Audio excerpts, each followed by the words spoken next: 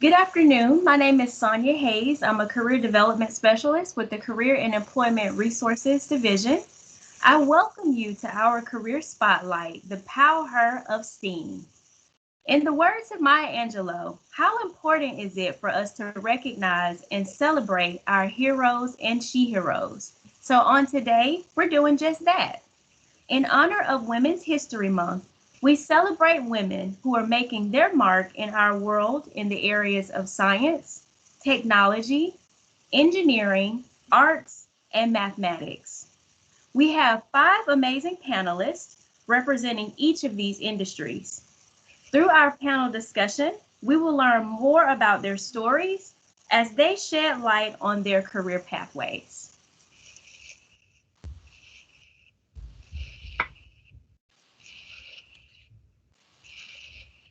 Joining us today as a special guest moderator is Ms. Christina Santiago. Ms. Santiago is an employee relations specialist at Red Hat, where she works to help managers and associates navigate the complexities of workplace concerns.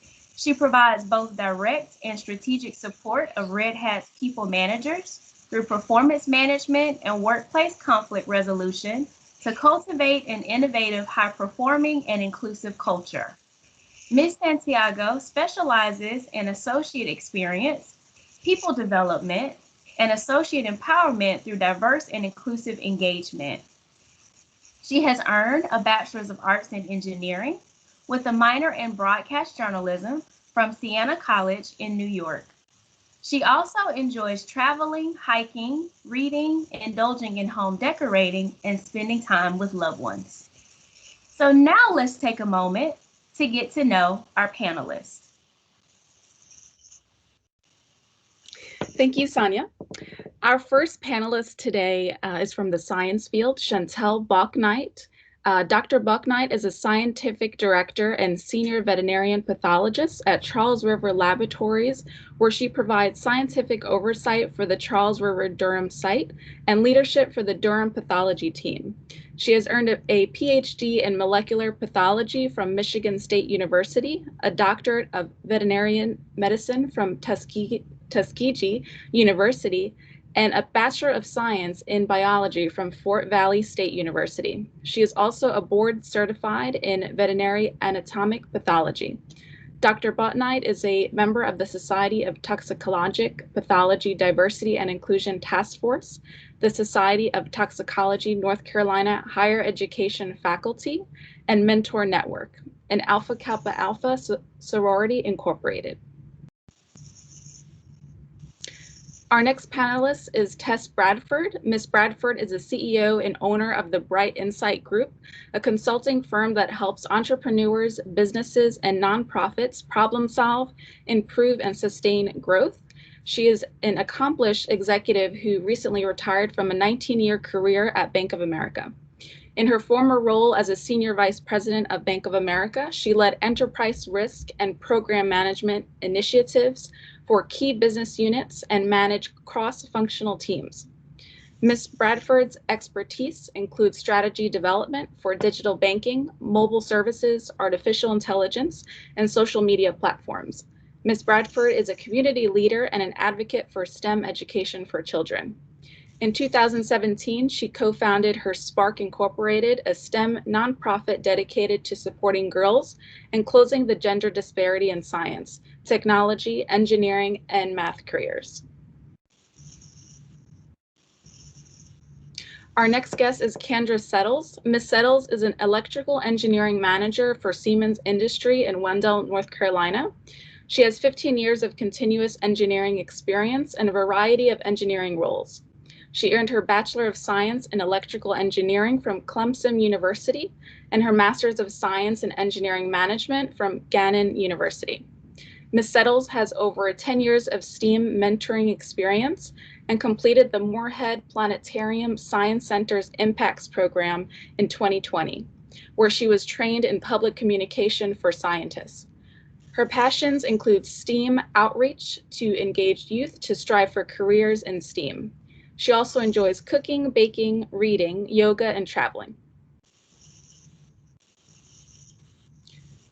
Our next guest is Ellen Edwards Long. Mrs. Edwards Long attended the Fashion Institute of Technology in New York City and majored in buying and merchandising. She was one of 4 original pushcart vendors in New York and New Jersey. Mrs. Edwards Long had 2 retail locations in Manhattan and 1 in Westchester County. She currently has a retail location at the Raleigh Market.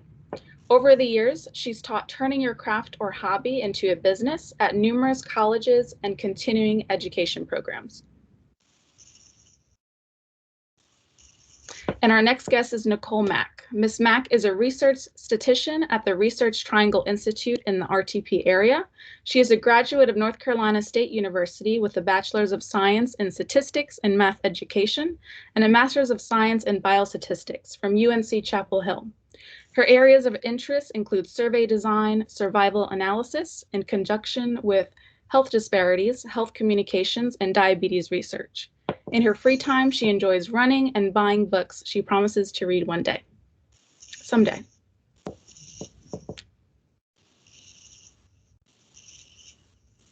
Now it's time to engage in conversation with a few questions for our panelists. Thank you, Sonia. So our first question today is for all of the panelists. Describe your role and how it impacts the success of your company.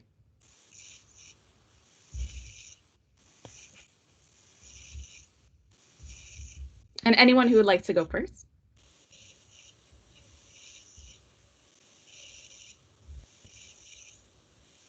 Okay, I guess I'll go first. This is Ellen. I am a designer and owner of Jewels by Elan, which is a jewelry and accessory line.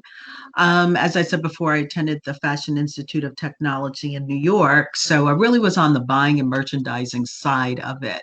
I have since gone out as a designer, so I do everything. So one of the nice things and the bad things about being the CEO, bookkeeper, designer is that you get to touch on a lot of different areas. And so I'm at the point now where I really need to start hiring people.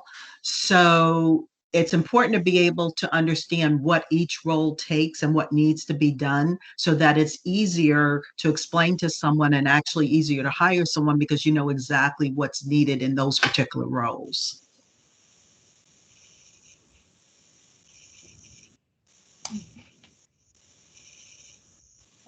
I'll go next. I'm Kendra. So my current role is I'm an electrical engineering manager for Siemens Industry in Wendell, North Carolina, which is right outside of Raleigh. So my role as an engineering manager, I get to hire engineers fresh out of college who do the schematics or drawings for switchgear. And I know people on the phone probably have no clue what switchgear is. So the way I like to describe it is the panel boards that are in your house with the circuits. So if you're watching TV or cooking and your circuit breaker flicks and you hear that sound and you go in and flip the switch, I do that on an industrial level. So really big ones that go to hospitals, schools, and airports that I've gotten to design, but now I oversee the team that does that. So my team will create those schematics and send them to production in order to be built. And I like to tell my family I keep the lights on. So my mom has no clue what I do. So when I describe it like that, she's like, oh, okay, then I get it. So my team, like I said, my team does that on the industrial level. So I get to manage the team that does that. And one of the things that I really enjoy about is that I get to hire younger engineers, new engineers who are just starting out in their career and give them a chance like so many have given me.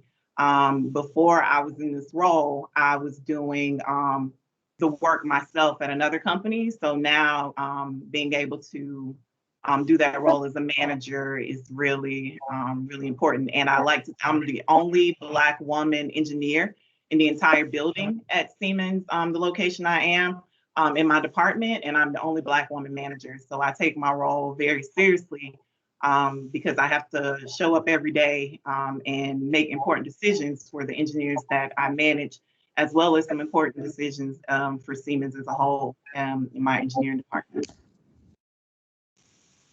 Awesome. Thank you for sharing. Ms. Bradford?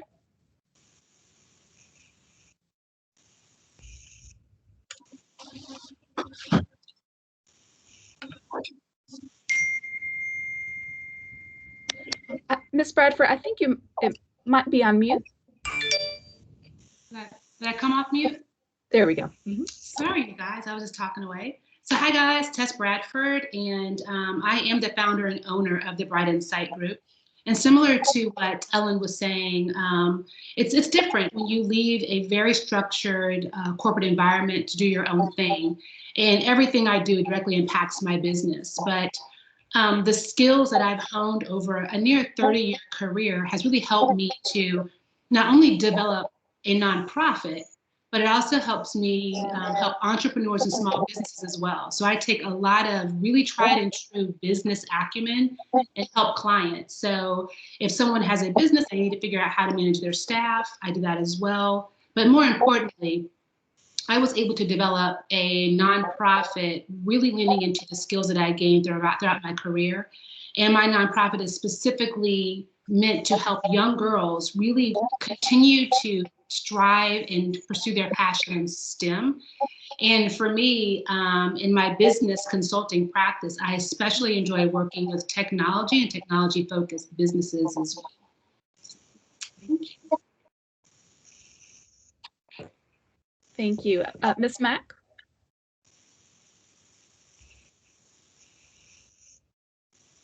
Hi everyone, y'all hear me well? Okay. So I'm a statistician at RTI, the Research Triangle Institute, and my role is kind of all over, well, not all over the place. I work on many different projects, from like health communications to stuff dealing with criminal justice, to currently like a study on like COVID and the Dallas-Fort Worth area. And my job is to help the clients or that we contract with outside or internally, some of the substantive experts help design their sample, have designed their study, and then also analyze the data from that study and basically give context and soundness to whatever statistics or tables are produced. So I like to think that as a statistician, I make the world is gray and I try to make it a little bit less gray, and do my best to at least put a balance in that gray so we know like where it ends. Awesome. And Dr. Balknight? Hi, my name is Chantel Balknight. I am the scientific director for the Durham site for Charles River Laboratory. So Charles River is a global company. We have like 90 sites across the world. Specifically, the Durham site plays a very large role in our company initiatives. So I oversee all of the science at our site. We have various disciplines, but I manage the pathology group. So as Kendra stated, no one really understands what I do. So I pretty much make or break a drug. So all drugs are actually studied in animals first, and then they move to human clinical trials. And so I'm the pathologist that looks under the microscope, which is here, to determine if that drug causes any toxicity. So we typically start in rodents, like a lab rat, lab mouse. Sometimes we move on to non-human primates, dogs, rabbits, et cetera. So we determine, okay, if there's toxicity there, would that be translated to humans? Sometimes it is translated to humans, other times it's not.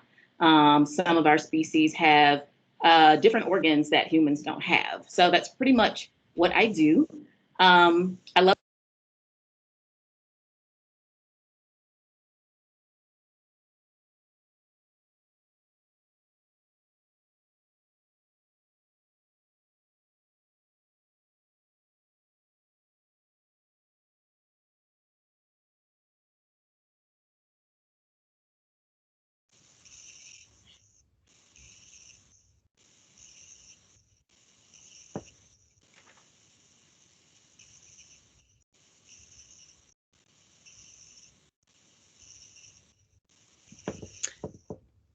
Is everyone able to hear?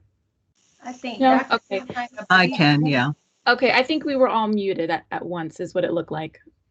But yes, I did see somehow that. I'm sorry. I keep going in and out from mute to unmute, so my apologies.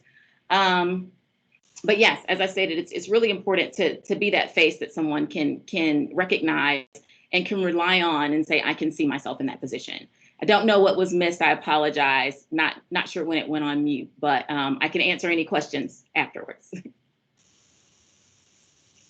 Okay, thank you, thank you. So we'll move on to a more of a round robin with our questions. So this is for Dr. Botnight. What are unique ways in which people in the science field are making a positive impact in the world today? Oh, great. That's a great question. So, science affects us from the moment we wake up. So as Kendra stated, as far as the lights coming on, the weather given, the weather alerts that you're getting, the expectations of bad weather that we're getting in North Carolina today, that's all due to science. But to bring it back to 2019, 2020, 2021, everything that we know about COVID-19 is because of science. From getting the genetic code to working out the various therapeutics, treatments, even the vaccine. So our company was very fortunate to actually have our hands on every one of the vaccines that have been approved by the FDA so far. So I like to say that science makes the world go round, and it literally does. Mm-hmm. That's right. And this question is for Ms. Bradford. What are some trends and advances in technology that will define the next decade? There are a few, but I'll specifically talk to some things that may not be the most fun to talk about. But the regulatory environment is going to get very tight. We're in a new administration, which means things that we do on our devices are going to start to be looked at in a different way to protect the users. And so, as you start to use your device, and if there, God forbid, any sort of security breaches, the way with which technology firms are going to have to answer to that is going to be on a whole different level. Also, if you guys are familiar with apps like Clubhouse, apps like that are going to continue to explode. These are apps that are sometimes specific to one operating system versus another that speaks to one of your senses or a niche. Clubhouse is all about listening. It really is about listening. And so I do see the landscape exploding with technology that speaks to different senses, because while we're moving out of this sort of stay in place shelter, people are still going to want to find ways to continue to be safe, but connect in ways that are very specific to a particular niche or interest. And I also see a lot of the larger tech companies starting to spin off to smaller ones. Facebook is going to continue to buy up companies, as well as Amazon, Google, but they're going to make it more obvious that these companies are now going to quote unquote spin off.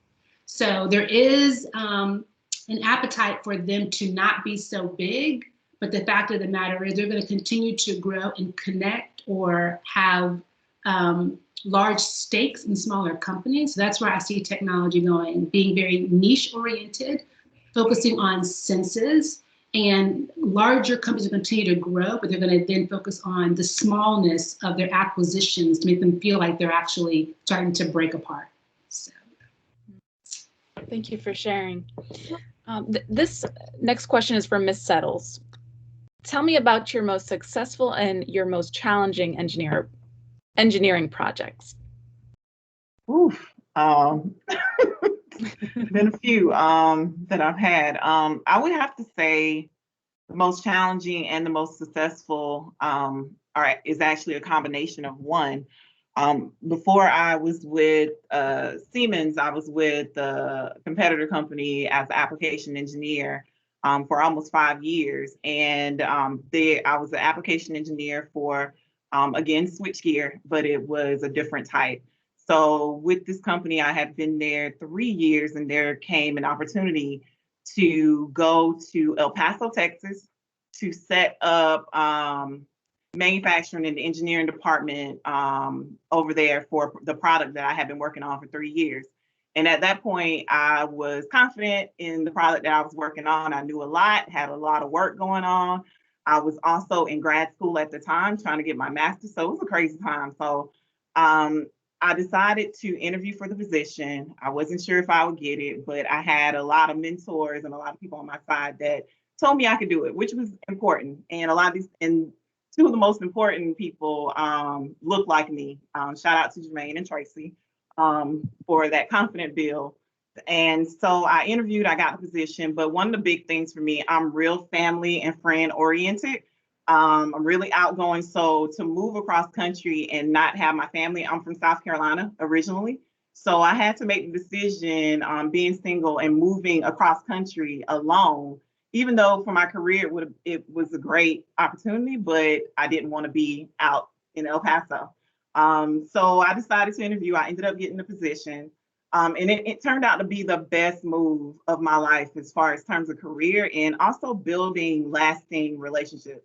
So I was able to build an entire engineering team, train them, help set up the processes that are still in place today, even though I'm not with the company anymore, still set up processes that are being used today in order to build, in order to engineer that product. So I'm really proud that even though for me it was a challenge to move away, it ended up being the best move for me in terms of career, in terms of personal, because who picks up and just moves somewhere they are not familiar with at all, and set up a life for 2 years without their family and friends. And I mean, El Paso is a totally different world, but it's some of the best food if you're ever out there, and some of the nicest people.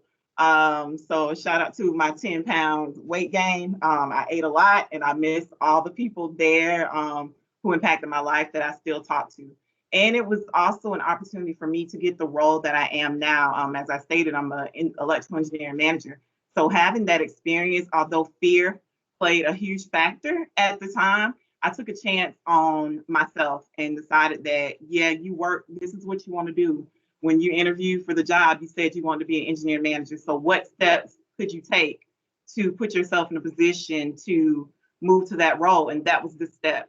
Without that step and without confronting my fear of being alone, I would not be in the current role that I am. So if given an opportunity and you are weighing your pros and your cons, I hope that you choose to bet on yourself, because I was able to build my confidence as the manager that I am now, to be able to be in that role. And as so many women on this call stated, like being the face of girls or women who want to be in these positions, seeing us is very important.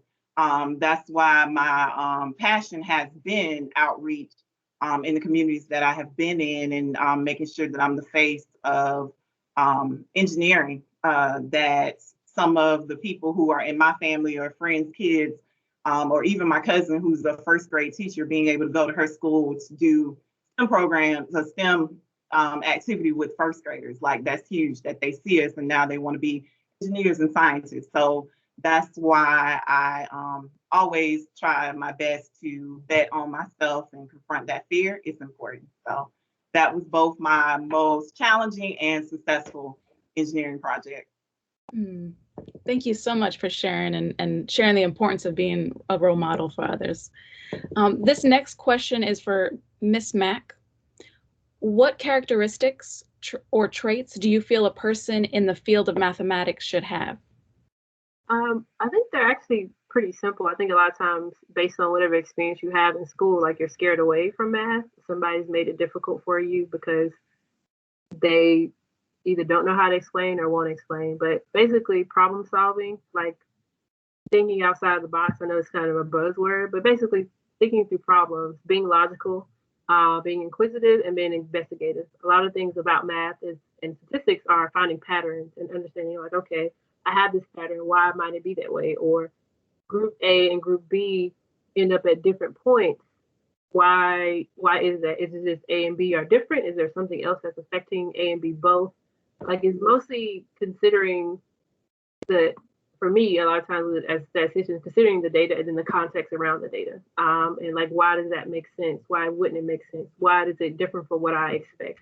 How much would I expect it to differ? Like, it's asking these constant questions of your data or of your model to make it better, to make it more contextualized. So if you have like an investigative nature, if you notice patterns a lot, if you are very inquisitive, and if you're able to consider and think outside the box, I think you could be a great mathematician. And I hope that like you've had experiences to build that confidence, but if you haven't, just know that like you can still build it over time. Like those are skills you can continue to have throughout your lifetime, and not like, oh, I'm just bad at math, or I hate math and all this. Like, it's math is just it serves as a symbol to explain the world around us, basically, and that's all it is. So. Thank you. Now, this next question is for any panelists that would like to answer. In what ways can you flourish in a role where the opposite sex or gender is the majority?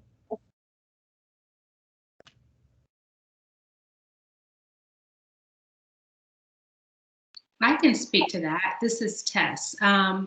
Working in corporate America and creating a nonprofit, you're often the only one on so many different fronts.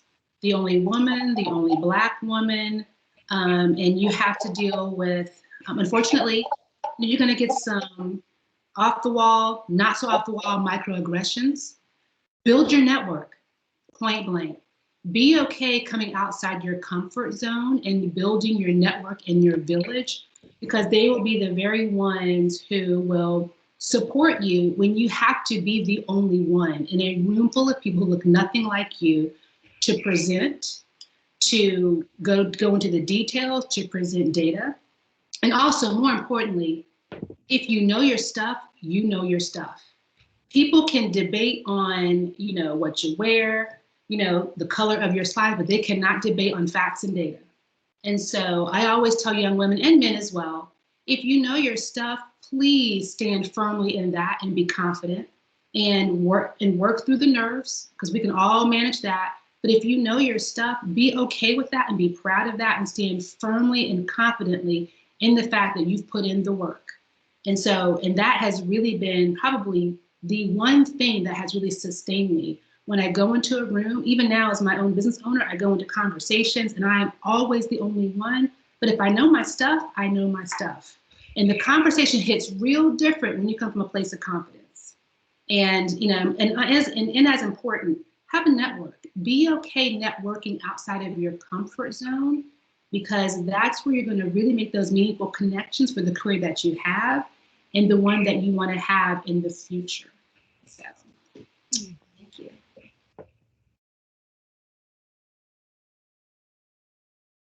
Would anyone else like to answer? I completely agree with Tess. Being engineering, even starting out in undergrad, like there were probably 4 women who graduated engineering with me at Clemson, and I'm the only one who's still in the engineering realm of careers. So I would say a lot of that probably does have a lot to do with walking in and being the only one, the only woman, or the only Black woman, as Tess stated. And I actually was saying that one of the big things for me was to get a mentor or a therapist, because like you said, microaggressions are real and they occur in corporate America every day, and being able to navigate through that is important. Also, one big thing for me is showing up every day and being authentically you, because it's so easy to get trapped into feeling like you got to have this persona of being somebody else in order to be accepted. But if you were hired on, I know sometimes in the interview we may say stuff and you feel like, well, I could have did better, or that wasn't really me. But when you are there, show up every day as authentically you, and don't get pulled into feeling like you got to be somebody else in order to perform. You know your stuff. You were hired to do a job. You know the work, and like you say, what you know speaks for itself. So when you're you, nobody can take that from you. My grandfather always told me, like, first impressions are anything. The way you show up, the way you walk in, you can't get that chance back, and can't nobody take that from you. So being authentically you in the space that you're in, it's not your job to make anybody comfortable. If they're uncomfortable, that's a lot more of who they are and none of you. So showing up and being yourself and making sure that you have people to lean on in that work is really important. I'd like to add to that. I grew up in Connecticut, and I was always the only one. And so I was very comfortable being the only one because that's all I really ever knew. So when I worked in corporate America for about 30 years, and mostly in Manhattan. In my last job, I was sales operation manager for a company. And actually, Charles River Laboratories was one of my clients in the procurement department. And so the upper management was basically older white men. And so I was always myself. I knew my stuff. And actually, a couple of times I'm like, I don't know whether that went over very well because perhaps it might get me fired, but I was always true to myself. And I'm telling you, it worked. I mean, people appreciated the fact that I was who I was, that I was honest about who I was, that I knew what I was doing, that I was confident, and it worked for me. And I think it works for most people. You just have to obviously know your stuff and stand true to who you are. Yeah, I want to also add, I agree with everything that you ladies have stated. One thing to add is don't be afraid that your mentor doesn't look like you. I know there's one thing that a lot of people want to find that familiarity, but my mentor is from upstate New York and looks nothing like me.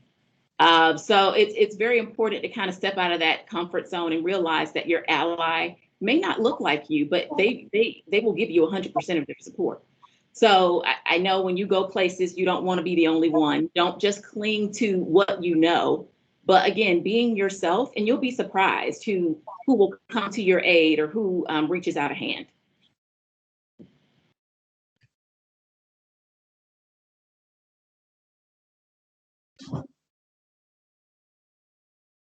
Thank you. Thank you. So our next question is for Dr. Botnight. What inspired you to pursue a career in the science field? What steps did you take to move into your current career? Oh, well, that was a long, winding road. So I think most people with medical degrees can say that they were in school forever. And that's exactly what I was in school forever. I had people asking me, so when are you done? When are you done? And that was after every 4 years, when are you done? I'm like, well, I'm going to try something else. I'm going to take that extra step to make sure I'm completely done. So it started out with just a love for animals. I've always wanted to be a veterinarian since the day I remember, probably 5 years old. And that kind of changed as I matriculated through middle school and high school. I got interested in other sciences. I looked at biology. I even considered marine biology, zoology. So all of the science-ologies, I was there. I never really considered human medicine, which is quite interesting. Always kind of stuck with the animals. I went to undergrad and got a degree in biology, and then stuck with veterinary medicine. So I ended up going to vet school at Tuskegee University.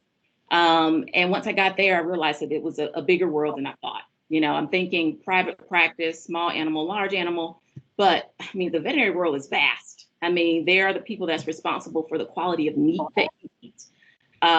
They are working in the FDA, USDA, CDC, any type of government. A lot of times you'll find us behind the scenes.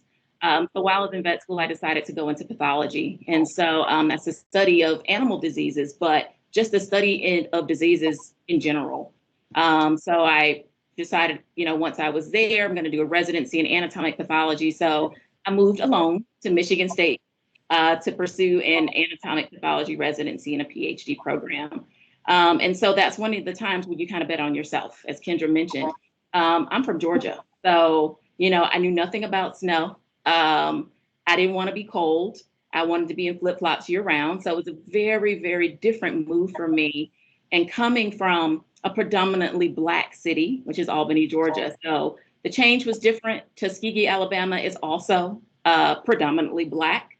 So walking in a grocery store, knowing that you are the only Black in that grocery store was a little challenging, but you kind of get used to it. Michigan was great. I did my residency there for 3 years.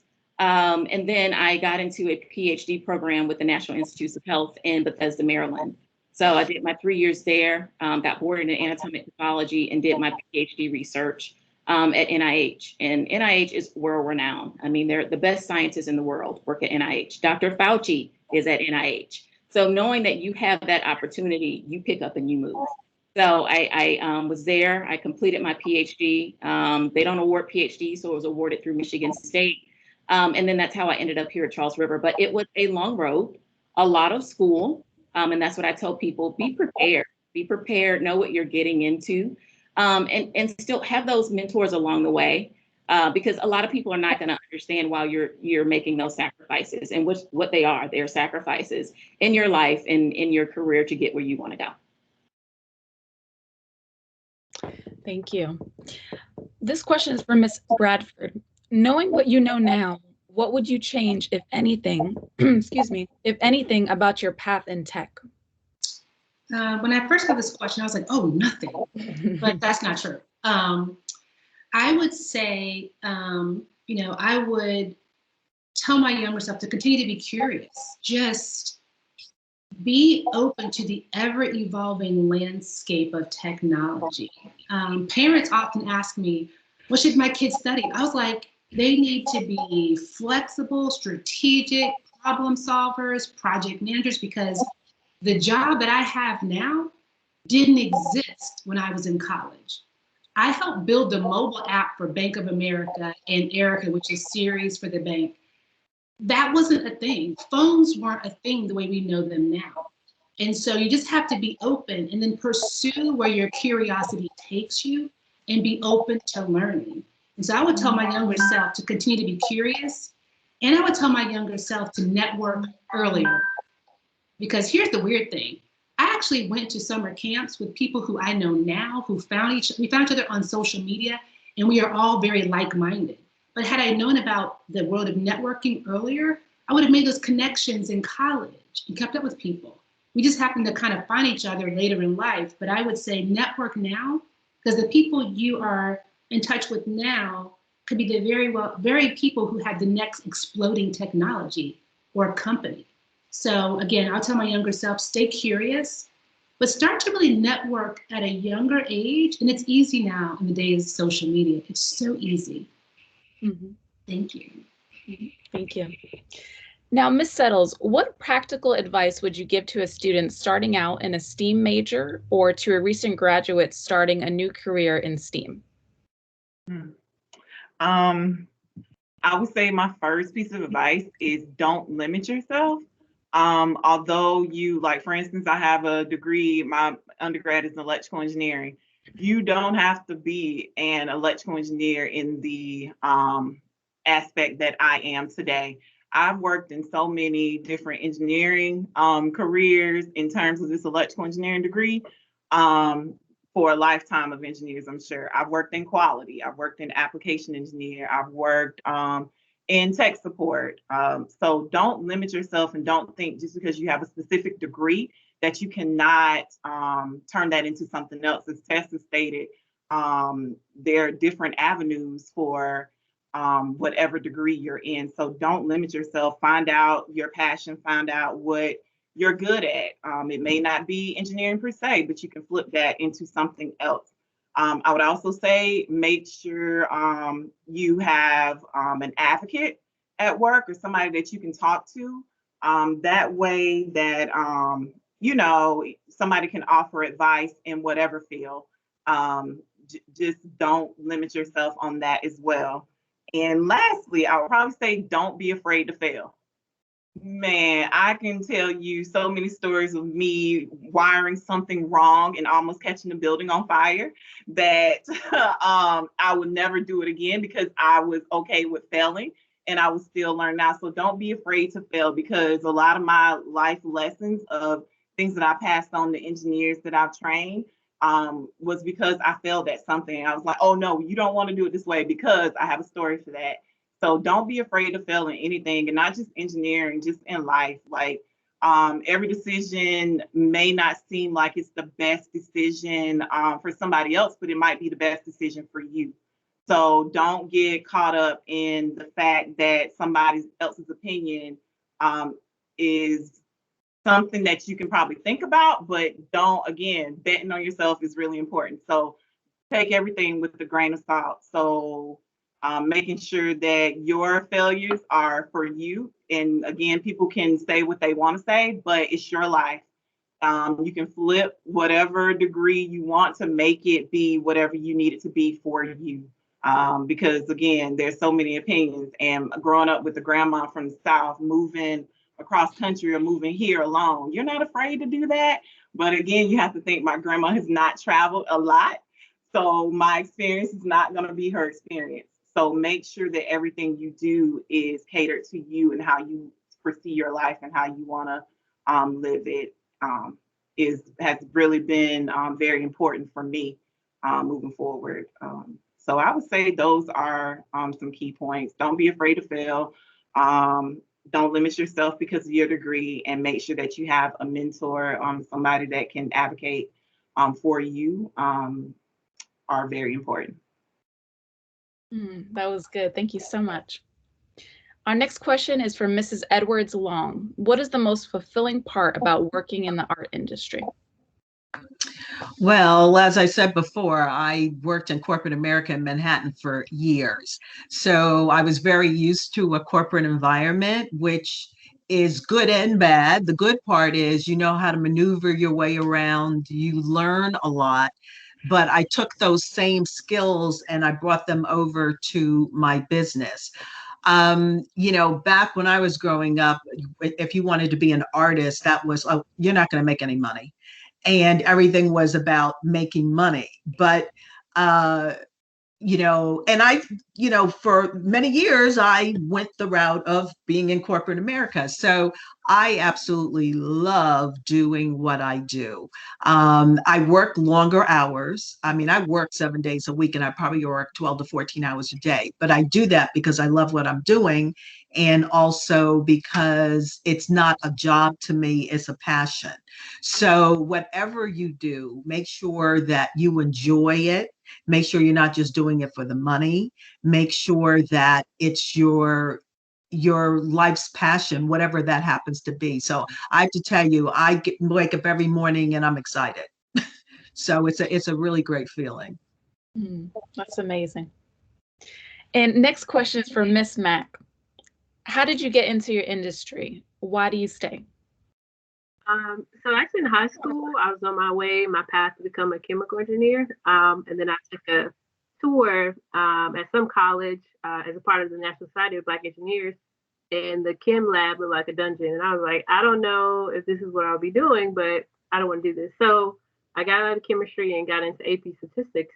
And I just kind of fell in love, knowing that statistics could be applied in clinical trials or in criminal justice or in public health, that I could learn so much from other people, but also using my math skills. So once I learned that, I was sold, and I studied that in college and in grad school. And I stayed because I feel like I'm making a difference in helping other people inform their policy making or their decision making. I might not have the substantive knowledge, but I can tell you that, this particular relationship doesn't, look good, or what we thought or our initial assumptions don't pan out like we like you initially thought. So I enjoy helping other people make those decisions, make informed decisions. And as we get in a society where like fact becomes more of an opinion, I enjoy making sure that like the facts that I present are correct and accurate, so that whatever we say, the data is contextualized, that it's informative and it's sound.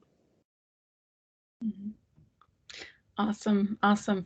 Now, this last question I would love everyone to answer. So what advice would you give to your younger self, knowing what you know now?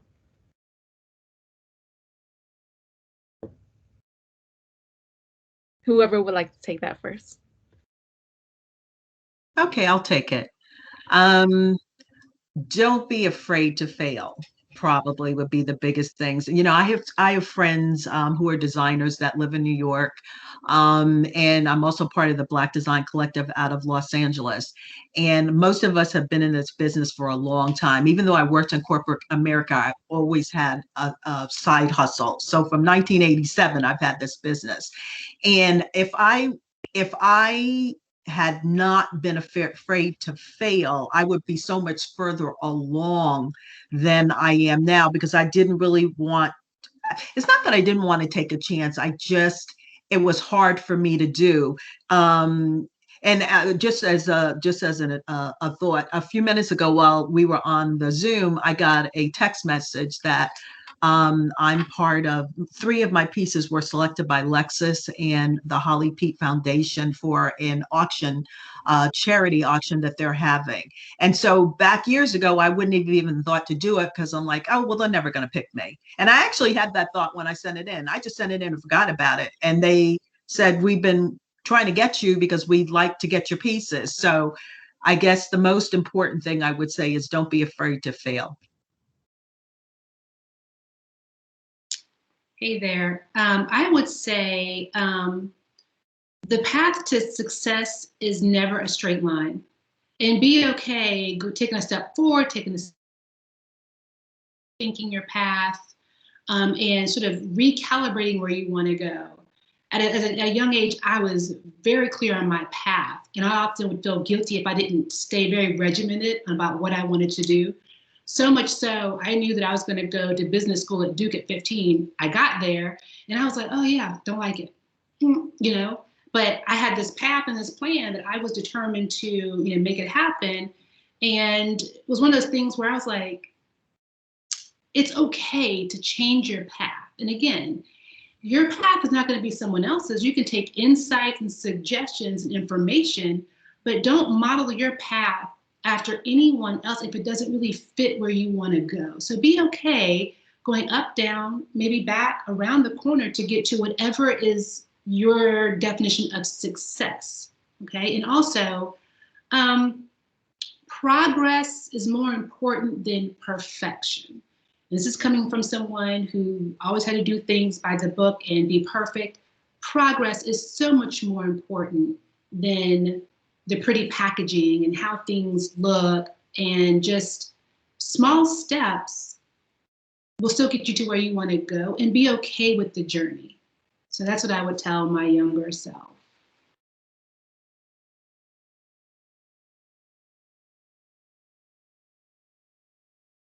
I would tell my younger self to never stop asking why or be afraid to ask why. I know a lot of times in school or even in my career, like learning different things, methods, or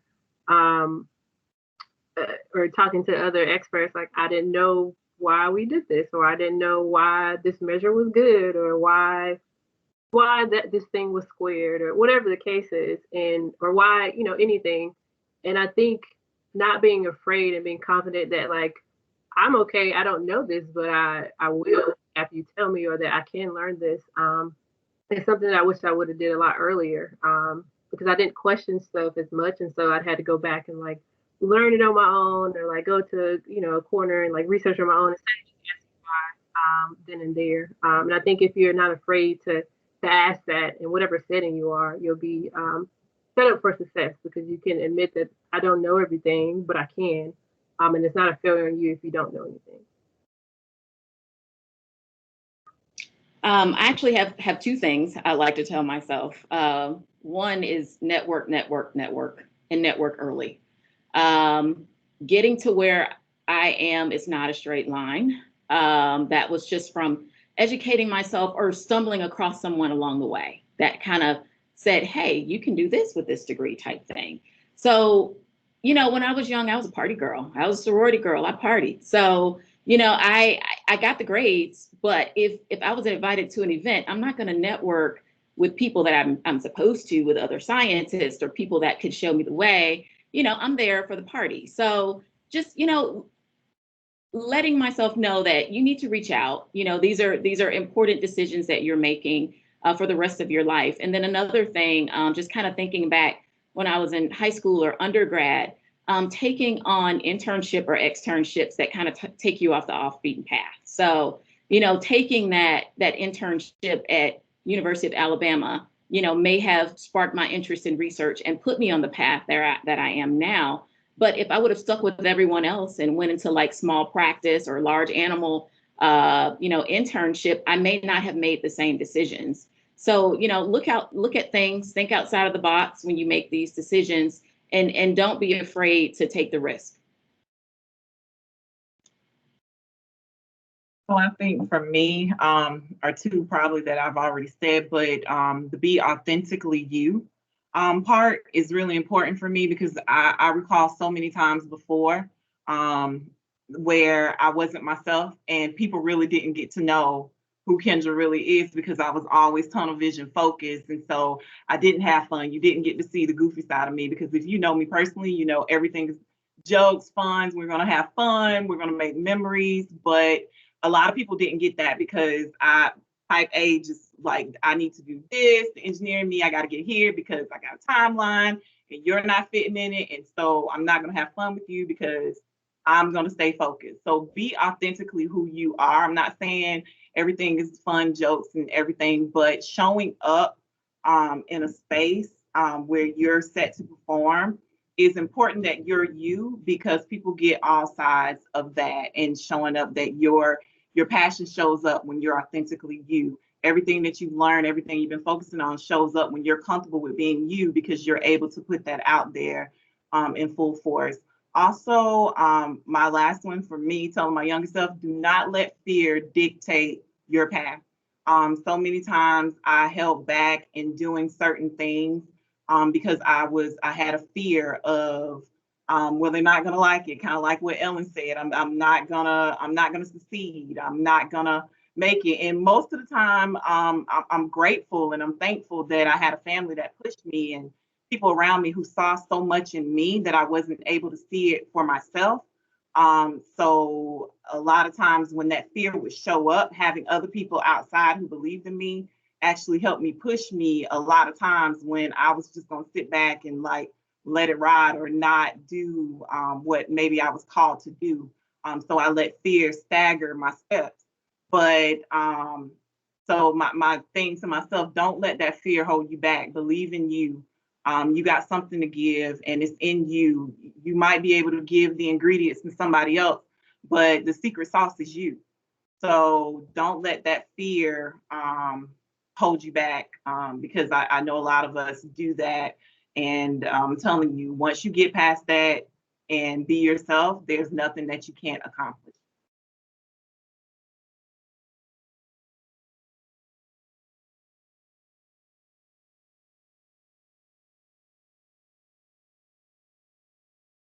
Wow, this conversation is going so well. I would love to actually open this up to our audience. So, audience, do you have any questions at this time for our panelists?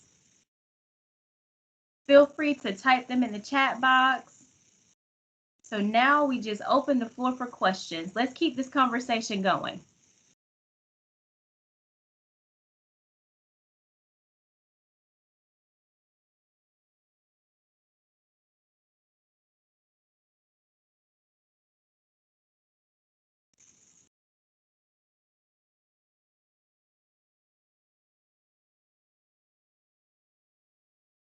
Well, while we wait for those questions to come in, I definitely want to say that I personally am feeling inspired. Not only have you all shared what you all are doing to make a difference in the world and in society as a whole, we've talked about taking a chance on yourself. We've talked about navigating the careers. We've talked about the importance of having confidence, overcoming fear. We've also talked about being okay if you are the only one. It's okay to get uncomfortable because that's how we navigate and we reach those goals. So definitely just the kudos to all of the things that you all have shared, such inspiration to keep moving and to keep navigating to the career pathway that speaks to you. So we'll give our audience a few more minutes. If you all have questions, audience, now is your time.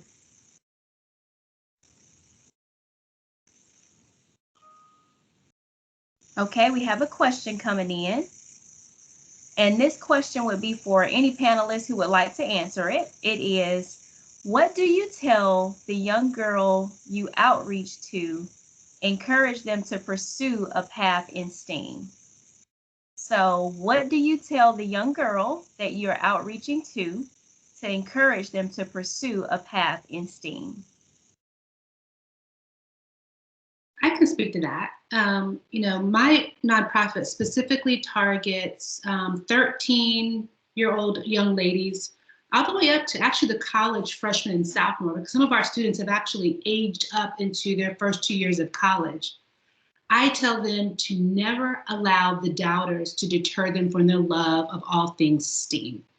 Unfortunately, when girls hit middle school, that's when they start to listen to all of the noise and chatter around, it's not cool, it's a boys' space, you're a nerd. I tell them to drown out the noise and pursue it, stay curious. And I also tell the parents, encourage your daughters, dads and moms and uncles, because even though that may not have been your thing, or you may not understand it, or you didn't love it when you were younger, allow your child to just enjoy being in this space. Also, for those of you who have sons, or you're a dad or uncle, that encouragement from your male mentor or dad or pastor, it really does resonate differently than it does when it comes from a female. Now, female influences are very important, but I have had so many women say that was that one uncle or their brother or that teacher that said, you've got this, that just really catapulted them to continue with STEAM or STEM. And I would also have them find groups. There's my group, HerSpark, there's Girls Who Code. Just do your Google search, and there are girls and women who have, there's a whole community that will support you. Even after I created my nonprofit, people find me on LinkedIn, and it's just amazing the community of support that girls have now. It truly is next level. So I would say, I encourage girls all the time, stay true to your passion. It may not be popular. You may not, some of your friends may not understand how much you love all things science and technology. Stay true to it and find like-minded girls and or boys that you can connect with to continue. And don't get me started on the whole situation with gaming. That's a whole nother situation we can talk about. But yeah, just find your people. Please encourage the young people in your life to continue and connect them with different groups that can really encourage them to continue down that path. Okay, thank you. Did any other panelists want to add to that one? We have a couple of more questions coming in. Okay, this next question. What are some misconceptions do you feel regarding STEM careers? How do we combat those? So again, what are some misconceptions what are some misconceptions do people have regarding STEAM careers, and how do we combat them? I think I can probably talk to this. I think one being that it is male dominated, but there's people who don't look like you who are part of these careers. So that's untrue. There's a lot of us out there. Also, that it's so hard and boring. And yeah, I mean, there's real work associated with whatever STEM career that you're going to be a part of. But like I said, one of my passions is outreach, but to make it fun for kids. So when you go and this is a way to combat that, when you go into these spaces, or you're allowed into these spaces to be around these middle, high school, even elementary kids, find activities that interest them. Like Tess said, gaming is really huge now. Like teaching, there are a lot of apps that are focused towards kids who are that they may not know are STEM activities. Like I know I'm a member of Delta Sigma Theta, so we mentor middle school girls who are interested in like STEM career, get them interested in STEM careers. We had this app, Make Music, where it was focused on programming the keyboard to make songs that are popular now. So they had so much fun, they forgot it was math involved, because you're actually using fractions and calculus and all these things to create these sounds. Like they forgot that they were getting involved in STEM. So I would say find ways to make it fun for the kids in your life. I have a nephew now who's really big into Legos. I know adults don't think Legos are STEM, but Legos are a STEM toy. I'm an adult and I love playing Legos with him. He's so interested, and he just turned 3. and he can build real things, and he's proud of that. I say encourage kids when they're passionate something and find ways, or either you do your research and say, well, this is actually STEM, and this is a way we can add to that. There are different ways to add to that in order to have kids understand that STEM can be a lot of things, or STEAM can be a lot of things, because Legos are art, and you can tie that. Now they have Legos where you can make whole theme parks. So I think the misconceptions that it's hard, it's not fun, and that only, like Tess said, males, it's male dominated. I mean, all those things are true, but to combat that, find ways to make it fun and interesting and geared towards what they're interested in now. And I think that will go a long way. I just wanted to add that on top of that, like, STEAM is hard, but it's the whole confidence that I can do it too. So I think a lot of kids miss, especially by the time they get to middle school and definitely high school, where math, again, like math is hard. I don't want to do it. I don't like it because it's hard. And I can't do it. And again, just reminding them that how relevant it is, because like doing equations on paper, it is not relevant to me, you know. But like dropping something from the roof and like figuring out how to like pad it so that it doesn't break, and then like how much that costs to pad it, like all of those things are relevant and important to know. And they're doing science and they're doing math, and it's like, oh, was that hard? Oh, well, okay, then you can do math, you know, you can do science. So again, just like Kendra said, like making it fun, making it relevant, and also letting them know that it can be difficult, but you can do it. Also, may I add that there are so many careers that support STEAM. If you don't love biology, but you like to draw pictures, you can be a technical artist. You can be the writer. You can be the host of a science show. You can be me, the business strategist, or you can be the attorney. Shoot, be the investor that invests in an app or the next best microscope.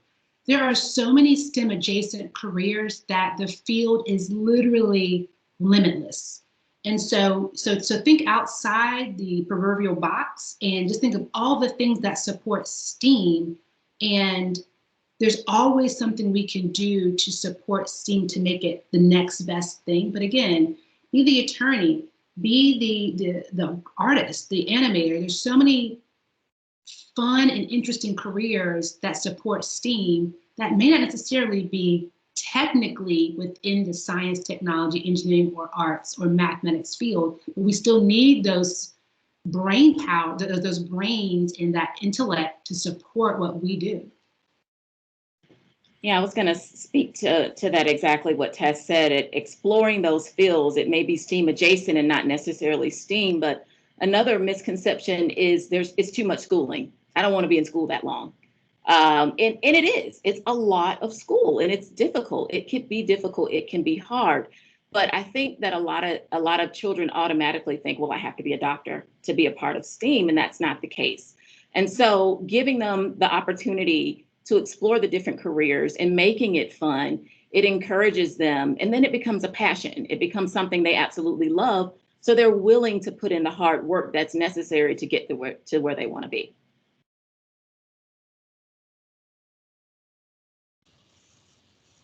Thank you all. Thank you. So for our next question, we have a few other questions coming in now. Have you ever felt like your gender impacts the amount of work you are expected to do in your career? And that can be for any of our panelists.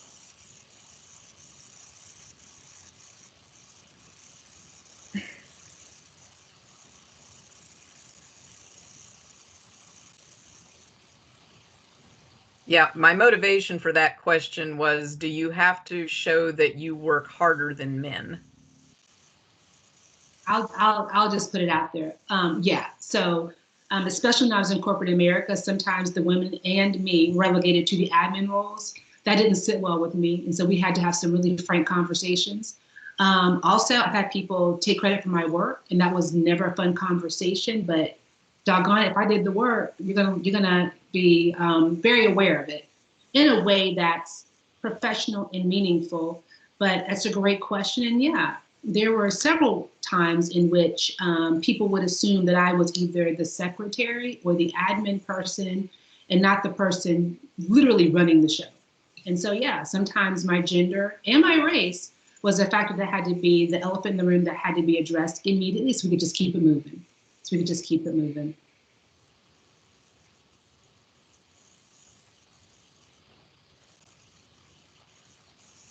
Okay, thank you. So for our next question, what coping mechanisms have you used to persist, preserve, or succeed in your career when microaggressions occur?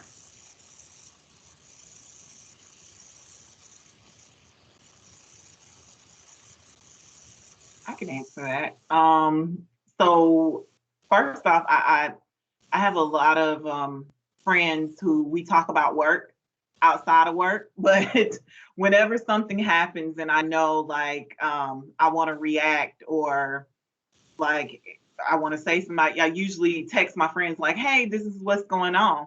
And so they're very supportive. I have a network of people that I talk to when things occur. But also, one of the big things for me in the past 2 years, I got therapy.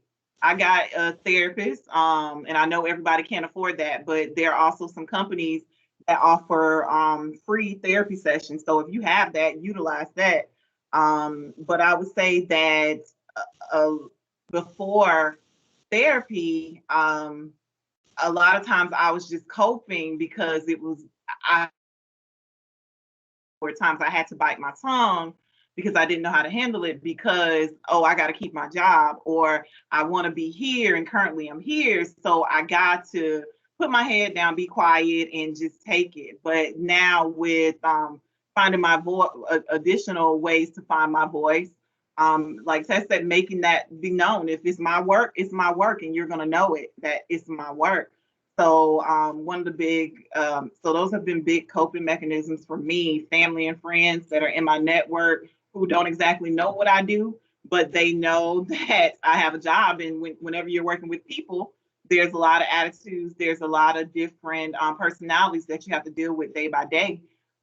So when those microaggressions occur, like having that network as well as the therapy again, if that's an option for you, those have been really good ways that I've been able to cope. And let's be honest, especially with this past year with both COVID and with all the things that are going on in the world besides COVID. So it's been a lot on you, and you're still expected to perform, and you're still expected to perform at the level you performed before all these things started occurring in the world.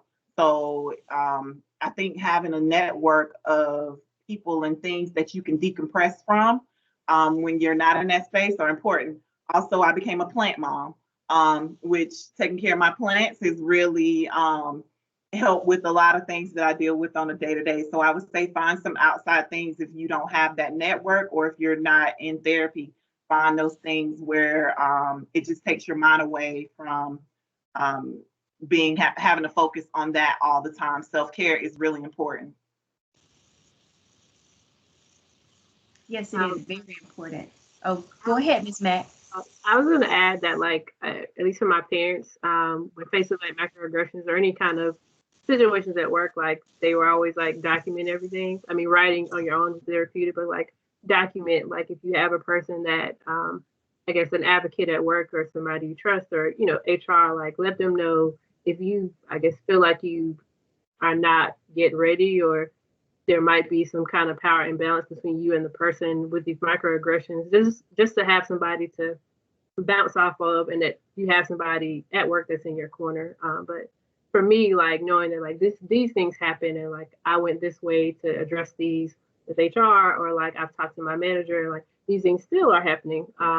Just to kind of be detailed and documented, just so people like will know that, you know, these you're still doing your work, but like somebody is making your work environment I guess more toxic or a toxic environment to be in. And they need to do something about it.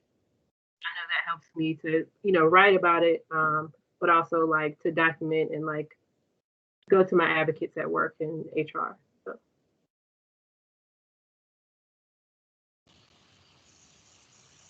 Thank you.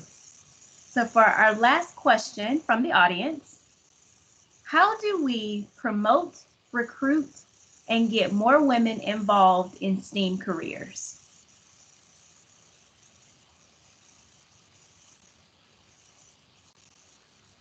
And that's for any of our panelists.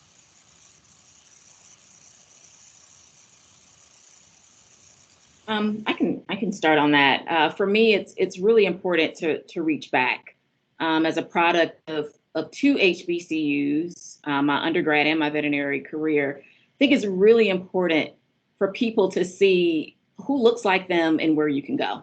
And to continue to be or serve in the capacity of mentorship for them. Forming those groups with your friends back in undergrad that have these STEAM careers. I formed a group with some sorority sisters, and we talked about the COVID vaccine to a church in Atlanta. So it was a complete Zoom meeting and just reaching back to people so they'll know that, okay, I'm here to guide you through or navigate through the world is really important. So reaching back is actually one of my missions, and being part and being a face for people to recognize and see themselves in.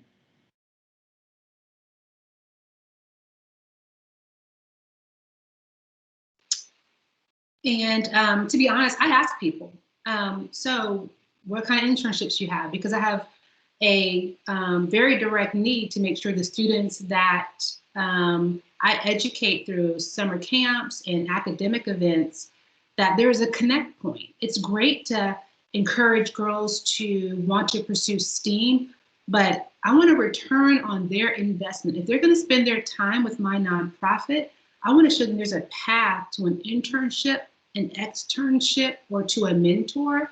And the companies that donate directly to my nonprofit, I have very frank conversations about what do your internships look like, and what is the path for students to then funnel that pipeline so that they can start to build up their skill set and their resumes. And so I have very frank conversations with all of my corporate sponsors and people on LinkedIn about making sure if there's something that send it to me, and I'll email it, or I'll put it on blast on LinkedIn. And so there are opportunities to have discussions without sort of like putting it in someone's face, and simply ask the question, are you open to mentoring? Are there any opportunities for girls to shadow someone virtually? And is there any opportunity for students to pursue internships? Can you send me a link? So just direct conversations around what people are willing to contribute and do to ensure that girls have a pathway into future careers.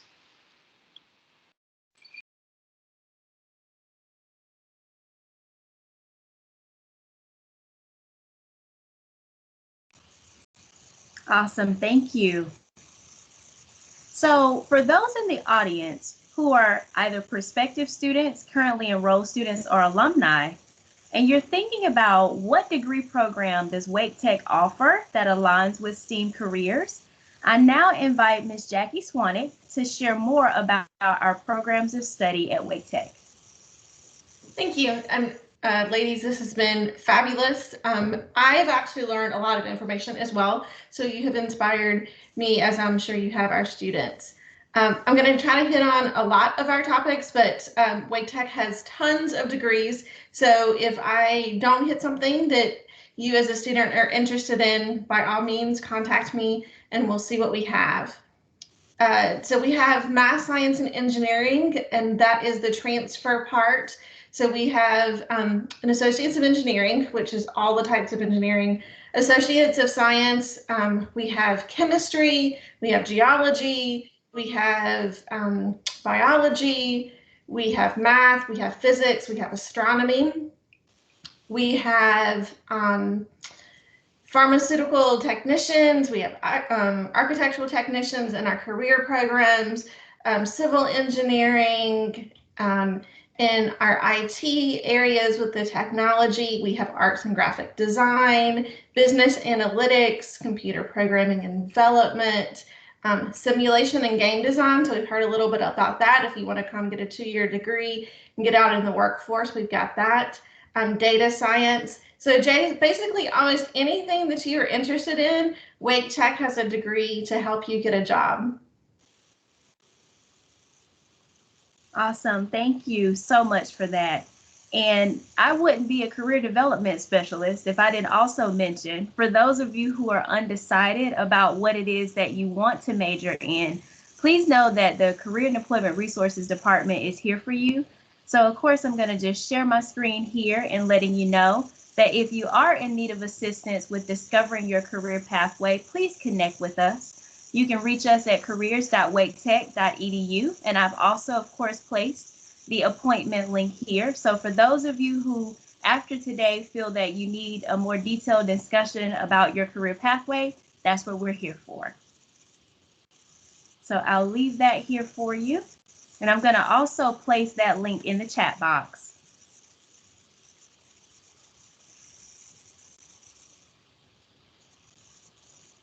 So one thing I want to do before we leave here is just to again thank our panelists. This has been an amazing event. As I shared, I feel inspired. You all have shared so much, just words of wisdom. You've talked about your career pathways.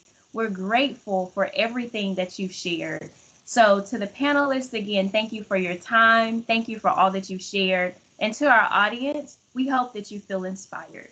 So in the chat box, you will find the link, of course, for the Career and Employment Resources Division, so that in the event that you are in need of assistance, you'll find the link there. And I'm also going to place a link in the chat box in the event that you would please fill out a survey for us, just to let us know how the event is for today. And for our panelists, if you would like to share your email addresses in the chat box, you are welcome to do so. So any of our audience can connect with you. Thank you all. This has just been a wealth of information. I am feeling super excited and super inspired.